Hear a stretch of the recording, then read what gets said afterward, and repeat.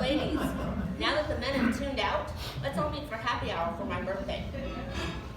Honestly, birthdays only remind me that I'm getting older. Can we just go back in time? But I digress.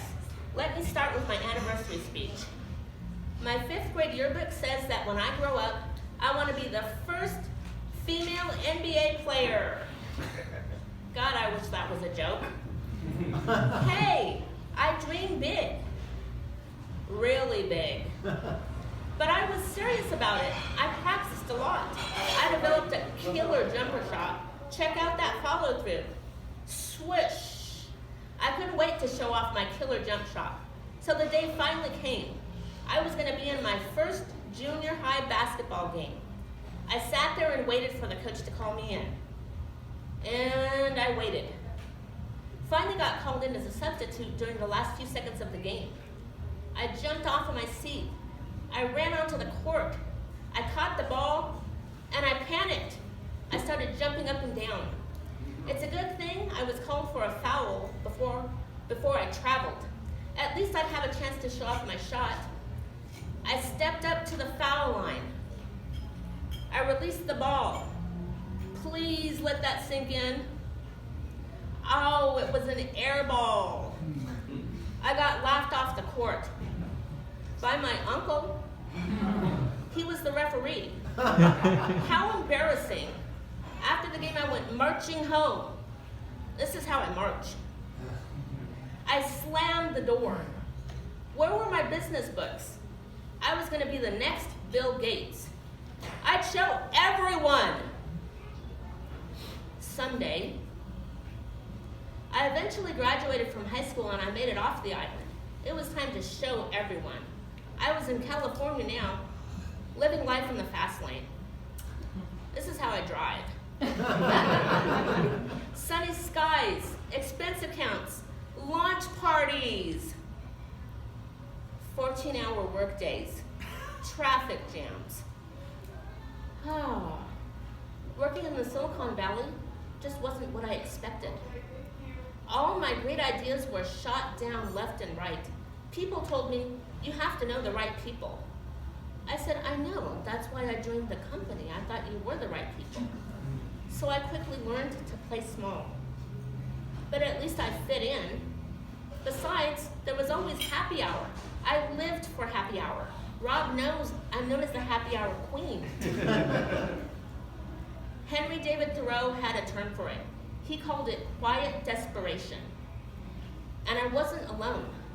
70% of the American workforce are not happy with their careers. That's a current statistic. Let that sink in. Then, one fateful Friday night, bam! I hit the pavement head first. I'm multi-talented. I did a somersault before I hit the pavement. I woke up in the hospital and talk about a rude awakening. I found out I had to have multiple surgeries for broken bones. I decided to use that time to catch up on reading. Harry Potter was all the rage at the moment. I always like to Google about the authors before I dive into reading. So I Googled J.K. Rowling.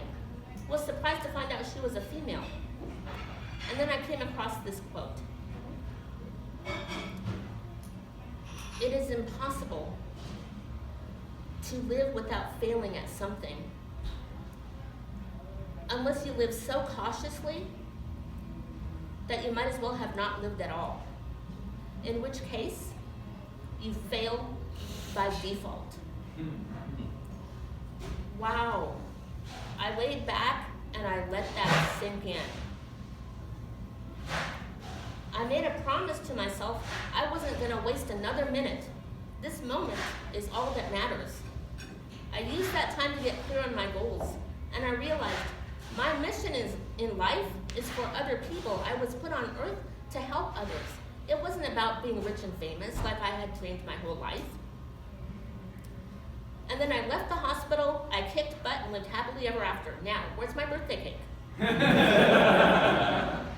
That's not how it happened. That's how I thought it would happen. But in reality, I stepped out into the world and I made mistake after mistake.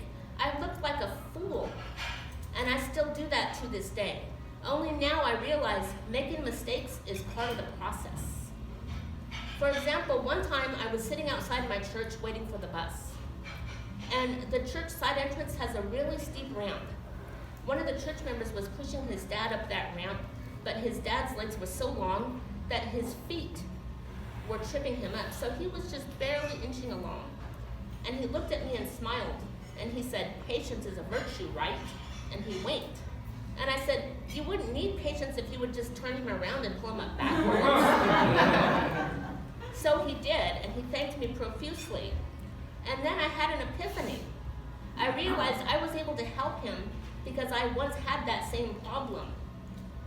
And I thought to myself, all of my life experiences, whether they're good or bad, can be used to help others. There's no need for any regrets.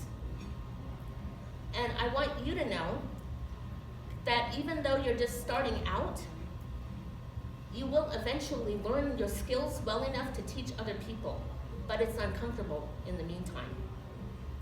And I want you to know you're not doing anyone any favors by playing small.